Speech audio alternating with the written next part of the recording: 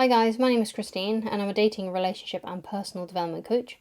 And today I'm talking about the one thing that will make your ex think about you.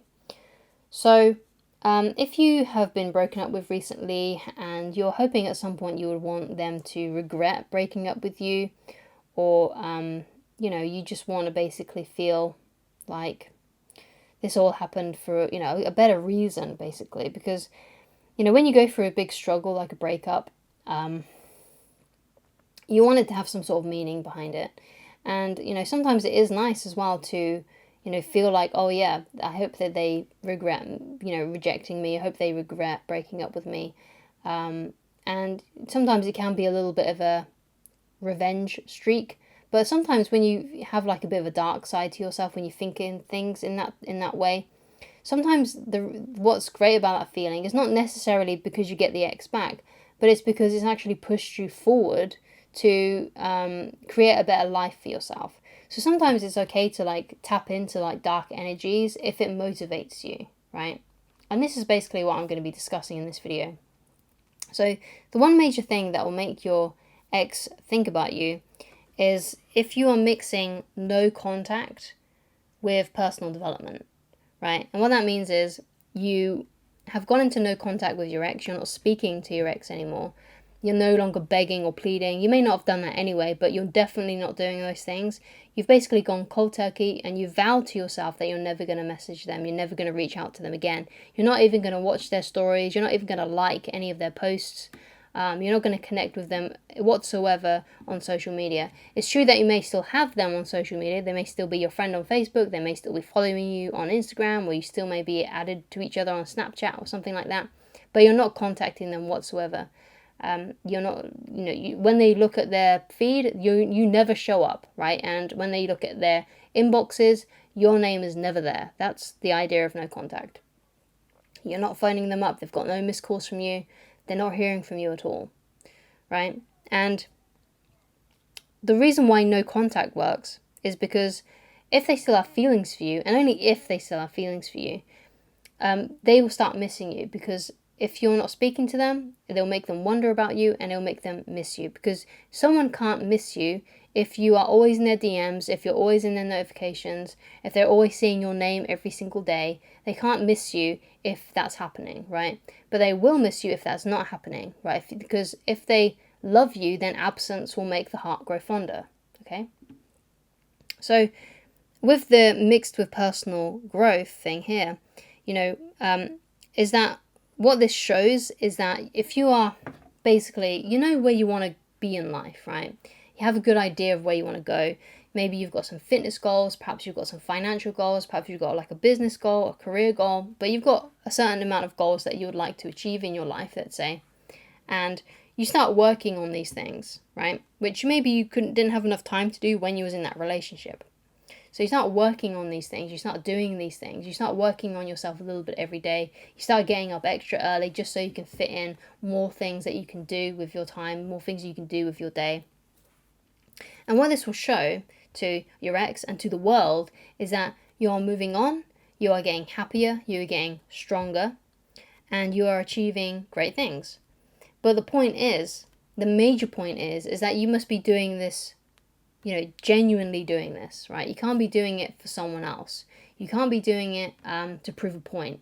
Although sometimes it can be good to tap into that to help motivate you. But these are things that you genuinely want. They're not things that perhaps you think that your ex would want you to do. They're things that you genuinely want to do so you become a happy person. So you got to think to yourself, what do I want? What do I want in life?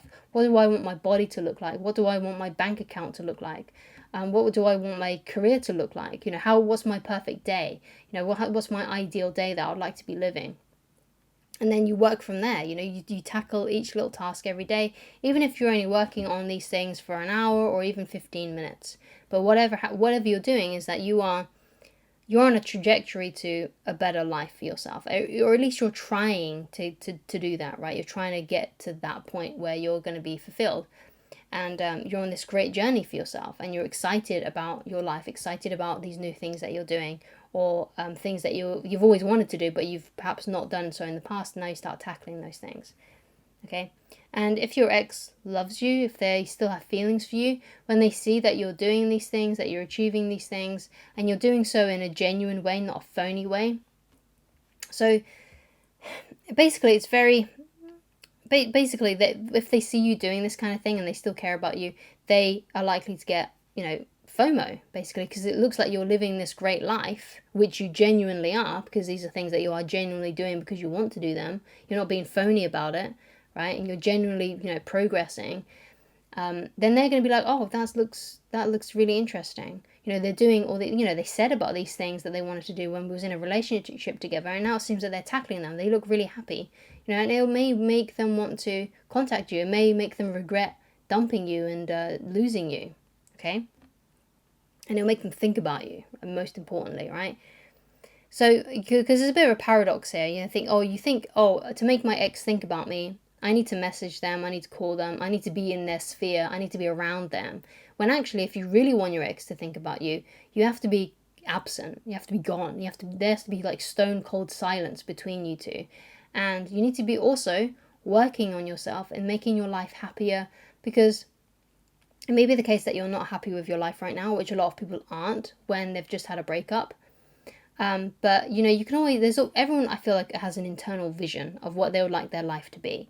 And if you're working on it, even if you're not there yet, the fact that you're working on it is really curative and it really helps. But the point is, what I've been talking about here is that you need to be genuinely doing this just for yourself. Now, of course, it's good to use revenge or whatever it may be as fuel towards your ex to help propel you and to help motivate you. And what's really cool is, even if you don't get your ex back, even if your ex never contacts you again, you've used that bad experience as fuel to motivate you. And now you could be, in a few months' time or in a few years' time, you could be living a much better life than how you are living now. And that's the idea. You want to be improving all the time. And you've got to be using these bad experiences, no matter how, no matter what the outcome of that experience, whether you hear from them or whether you don't hear from them. It doesn't matter, because you're using it as fuel to help, develop yourself, to help make you a stronger individual, to give you a happier life that you're more proud of, right? Because we all want to feel proud of ourselves. We all want to be able to look in the mirror and be able to look ourselves in the eye and be proud of our lives. And sometimes you have to take that day by day, because sometimes, you get people who, they go through their day, and they didn't do half the things that they wanted to, and then they go to bed just wondering about, oh no, I should have done this, I should have done that. But just imagine how proud of yourself you would feel if you write a to-do list and you tackle everything on your list, and you do everything on your list, or at least you do the most important things. And you on those days you feel really great. I know I do. Sometimes, even I slip up and I mess up and I don't do all that I could have done and things like that. But the point is that when on those days that you do everything and you feel really great about yourself, because you've tried your best and you've done all that you can do, you feel really great, right? Which is why it's not really about the ex. It's all about you and what you're going to do with this crappy situation that you found yourself in. Are you going to use it to defeat you? Are you going to use it to destroy and ruin your life? Or are you going to use it as fuel to motivate you to a better life, right? And if if that's the motivation you got, if you're just going to prove your ex wrong and make them regret dumping you, make them think about you, it doesn't matter basically if the ex ever contacts you again, because you're in a much better place, right? So I hope that makes sense. But these are the major things that will make them think about you, right? If you stay in no contact and you're improving your life, and perhaps you're leaving little clues on social media that you're achieving things. And this is the last thing I want to talk about, so this is really important, and I really hope that you get this, right? You shouldn't be just posting your achievements on social media as like some like bravado thing, like, oh, look how amazing my life is. Only post on social media genuine achievements that you've done, right? Don't be making up stuff. Like, again, the word that is important in this video is you're doing this genuinely, right? So if you're leaving little clues, let's say like every couple of months you post something and it's about an achievement that you've done, that's really good. That's really cool, because you're not overflowing it. It's not something you're doing all the time. It's not something that you're not posting like 5 different posts every day or a post every day, because people tend to get tired of that. But if it's like every 2 months you post an achievement or something like that, that can really, really make you seem more attractive, and you're not like overflowing people's feeds with your achievements and this false sense of bravado, right? It's genuine things that you're achieving, but you're leaving it every couple of months to post about them, so you don't like overwhelm people and make them start to feel resentful towards you and things like that. And your ex may even see right through that if you're posting all the time. Now they're thinking, oh, they're just saying this to try and impress me, or they're just saying this to make me feel bad about losing them, about dumping them. But if it's like every 2 months, you just post one thing every 2 months that they can see, then that's a lot better. But most of the time, what I want you to think of though is that you should be doing this for yourself, right? You should be using this breakup as fuel to do this. But again, I think these things, doing this genuinely, does make your ex think about you. It will make them wonder about you.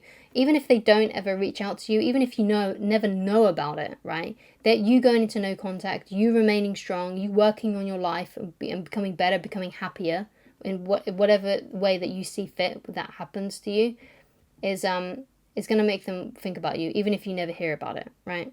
You may hear about it, they may reach out to you, but again, you don't know that. That's not in your control. But what you can control is your actions, what you do, how you can turn this crappy situation into something better. Seeing yourself as somewhat of an alchemist, like, I'm going to turn this crappy situation and I'm going to turn it into gold for me, right? And I'm going to use it as fuel to motivate me, as opposed to using it as fuel to make me feel worse about myself, to make me feel demotivated, to make me feel horrible, to make me, sit in self-pity and self-loathing. So I hope you enjoyed this video. Thank you so much for watching. If you'd like to get in touch with me personally, then please go to www.christineloveridge.com. Thank you so much for watching, and I shall talk to you again very soon. Goodbye.